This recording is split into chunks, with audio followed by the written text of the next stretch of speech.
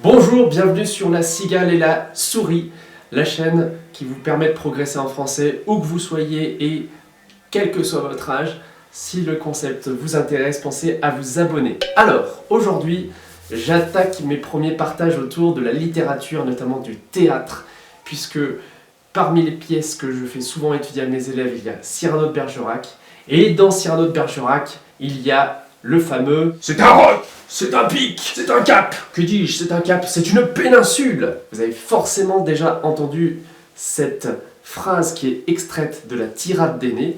Une tirade, c'est une longue réplique, c'est un moment où le personnage va s'exprimer longtemps. C'est à la fois la difficulté, mais aussi toute la beauté de ce passage dans Cyrano, puisque Cyrano est en train de parler de son nez, que personne n'ose critiquer parce que Cyrano est plutôt du tempérament bagarreur, et il profite du fait que le vicomte de Valvert essaye de le critiquer en disant « vous avez un nez très grand » pour ridiculiser son adversaire, et puis peut-être faire passer l'idée à tout le monde de le critiquer également, et montrer à quel point il est génial au niveau des inventions, des jeux de mots, des traits d'esprit.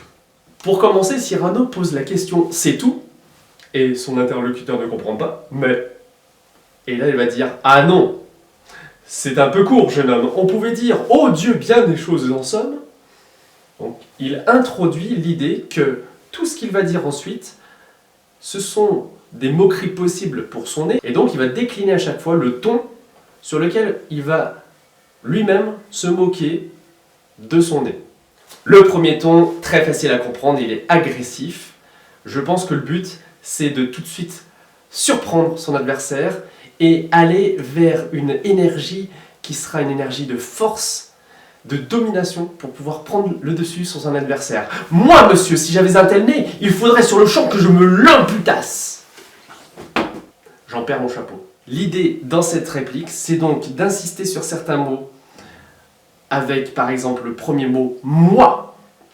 Si j'avais un tel nez, il faudrait sur le champ ça veut dire immédiatement, que je me l'amputasse, c'est le verbe amputer, autrement dit c'est comme si on voulait dire je me le coupe. C'est une façon de dire qu'il va provoquer son adversaire sur ce qu'il pourrait lui dire, alors qu'il lui a juste dit vous avez un nez trop grand. Le deuxième ton est à l'opposé du premier, c'est l'antonyme, amical. Ça permet de montrer que Cyrano il va nous faire passer, comme dans des montagnes russes, par des hauts et des bas au niveau de l'inspiration. Et donc amical, mais il doit tremper dans votre tasse. Pour boire, faites-vous fabriquer un hanap. C'est comme un petit conseil qu'on donnerait à un ami. Évidemment, tout ça, ça doit être avec un petit peu d'ironie, parce que n'oublions pas que Cyrano a pour but de ridiculiser Valvert. On passe au fameux descriptif. C'est un roc, c'est un pic, c'est un cap. Que dis-je, c'est un cap, c'est une péninsule. On pourrait s'amuser beaucoup sur ce passage parce qu'il correspond à la figure de style de la gradation. C'est-à-dire qu'on va de plus en plus dans des mots forts, des mots qui désignent des choses importantes. C'est un peu comme un crescendo en musique. Curieux. De quoi sert cette oblongue capsule? D'écritoire, monsieur, ou de boîte à ciseaux? En gros, on ne voit pas trop ce que c'est que ce machin. Oblongue signifie plus long que large. Donc il y a toujours une référence à la longueur dans ces traits-là, dans ces tons. Vous trouverez quelque chose qui renvoie principalement à la longueur du nez et il y aura souvent beaucoup d'exagération. Gracieux. Alors, c'est dit avec élégance, avec raffinement et gentillesse, mais n'oublions pas que derrière, l'idée c'est de se moquer, donc on va rajouter un peu la niaiserie. Aimez-vous à ce point les oiseaux que paternellement vous vous préoccupâtes de tendre ce perchoir à leurs petites pattes? Et je vous fais remarquer que dans ce ton-là, il va beaucoup utiliser la consonne P, paternellement préoccupate, perchoir, petite patte. On appelle ça techniquement la figure de style de l'allitération, c'est-à-dire une répétition d'une même consonne. Truculent. Alors truculent, c'est l'opposé en gros de gracieux, c'est qu'il y a un langage assez cru, assez franc, direct, et la phrase c'est « ça, monsieur ». Lorsque vous pétunez, c'est-à-dire lorsque vous fumez, ça, monsieur, lorsque vous pétunez, la vapeur du tabac vous sort-elle du nez sans qu'un voisin ne crie « Au feu de cheminée !»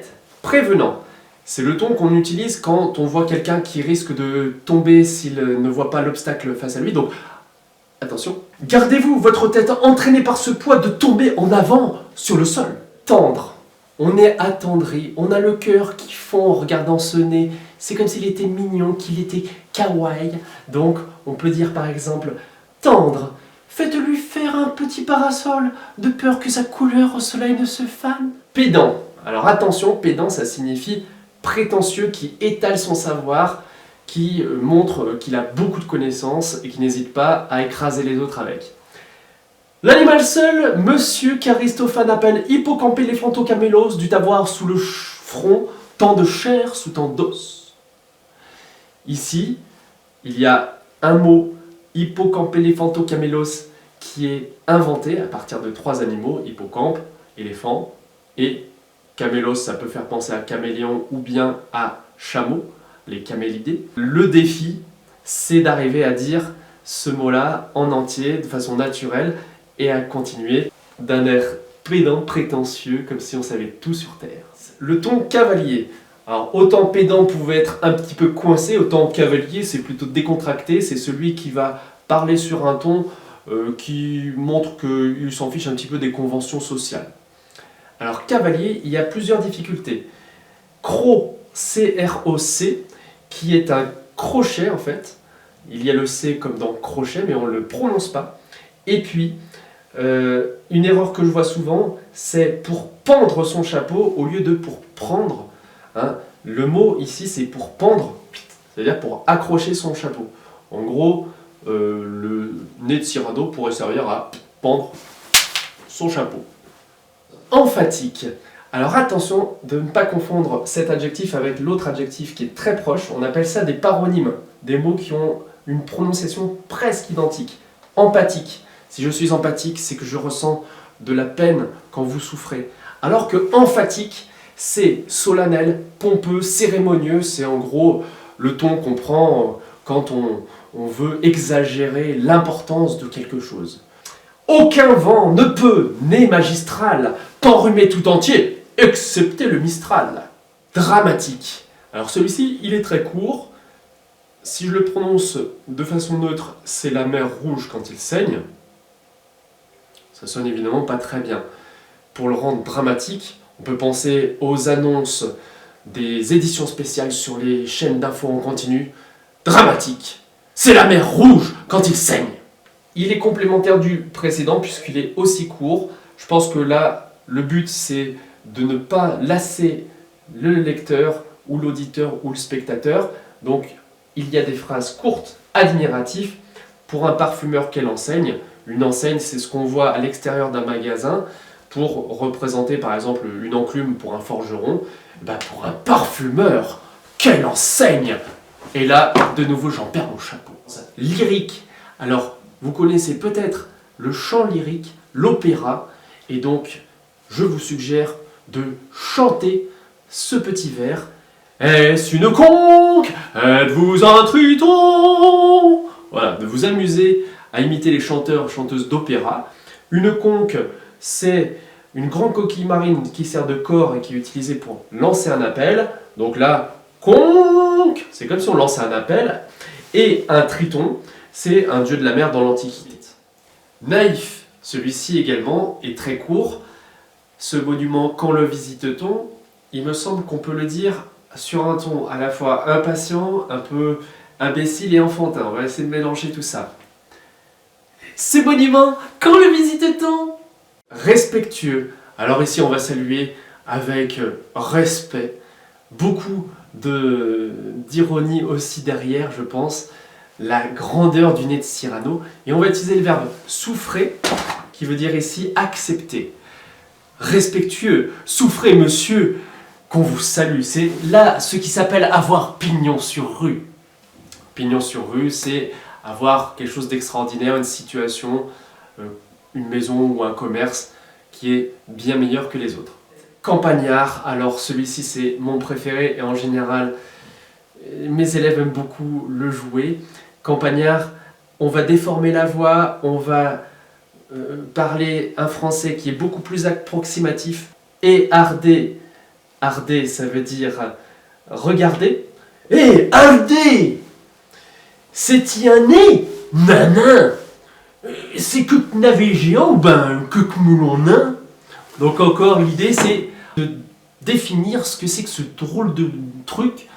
Alors ici avec des choses que connaissent les campagnards, des gros légumes, et puis on sait toujours pas trop ce que c'est que ce nez en fait. Militaire, celui-ci il est bref, donc il ne faut pas hésiter à le dire vite et fort pour surprendre son auditoire. Pointer contre cavalerie! Et on prononce bien cavalerie et non pas cavalerie, sinon le vers manque d'une syllabe et ça serait dommage. Pratique. Alors là l'idée c'est que Cyrano avec son nez pourrait se présenter à incroyable talent et remporterait facilement la victoire. Voulez-vous le mettre en loterie? Assurément, monsieur, ce sera le gros lot. Donc, c'est dit, je pense, de façon admirative et plaisante, mais toujours avec l'idée qu'on se moque en fait de celui à qui on s'adresse. Le dernier trait de génie de Cyrano n'a pas de nom au niveau du ton, mais on pourrait dire tragique, puisqu'il fait référence à une pièce qui se termine dramatiquement, qui s'intitule Pyrame et Thisbé, où on a deux amoureux qui finalement meurent tous les deux alors qu'ils auraient pu survivre, et il y a une histoire de poignard ensanglanté, et un personnage, donc je crois c'est Thisbé, dit « il en rougit le traître » parce qu'il était plongé dans le sang, et bien là ça va être le rouge de la honte qui va être exprimé par Cyrano. Enfin, parodiant Pyrame en un sanglot, sanglot donc on va prendre une voix comme si on avait du mal à parler. Le voilà donc, ce nez, qui des traits de son maître a détruit l'harmonie. Il en rougit, le traître. Et on en arrive à la conclusion, qui tient en une phrase, mais cette phrase s'étend sur 12 vers, donc il va falloir bien la comprendre et ne pas tomber dans certains pièges pour terminer cette tirade de la façon la plus convaincante qui soit.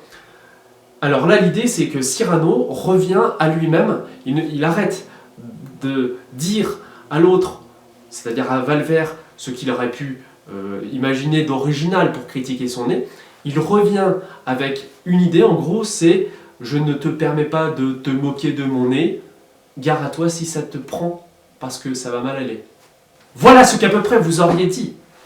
Voilà ce qu'à peu près, mon cher, vous m'auriez dit, si vous aviez un peu de lettres et d'esprit, mais d'esprit, ô le plus lamentable des êtres, vous n'en eûtes jamais un atome. Et de lettres, vous n'avez que les trois qui forment le mot « sot ». Eussiez-vous eu d'ailleurs l'invention qu'il faut pour pouvoir là, devant ces nobles galeries, me servir toutes ces folles plaisanteries que vous n'en eussiez pas articulé le quart de la moitié du commencement d'une, car je me les sers moi-même avec assez de verve, mais je ne permets pas qu'un autre me les serve. Les difficultés, ce sont les mots « sot », S-O-T, le féminin c'est « sotte », des sottises, donc l'idée c'est qu'il le traite en gros d'imbécile, de crétin, d'idiot. Il y a le verbe « avoir », vous n'en eûtes au passé simple. Et puis, eussiez-vous eu, là c'est je crois du conditionnel passé, c'est comme si on disait, même si vous en aviez eu, la verve, alors la verve c'est l'inspiration, le talent d'expression. Les nobles galeries, c'est parce que cette scène-là se passe dans un théâtre en fait. Cyrano se donne en spectacle, il a interrompu une pièce de théâtre et c'est lui qui fait le show, c'est lui qui fait le spectacle alors que tout le monde était venu voir quelqu'un d'autre. Voilà, j'espère que cette vidéo vous aura été utile pour comprendre ce grand classique de la littérature et du théâtre sur lequel je reviendrai bientôt dans La Cigale et la Souris. N'oubliez pas de cliquer sur le bouton j'aime, de vous abonner, de faire diffuser cette connaissance de la littérature et l'amour du théâtre autour de vous. Je vous remercie et à très bientôt. Voilà, j'espère que cette vidéo...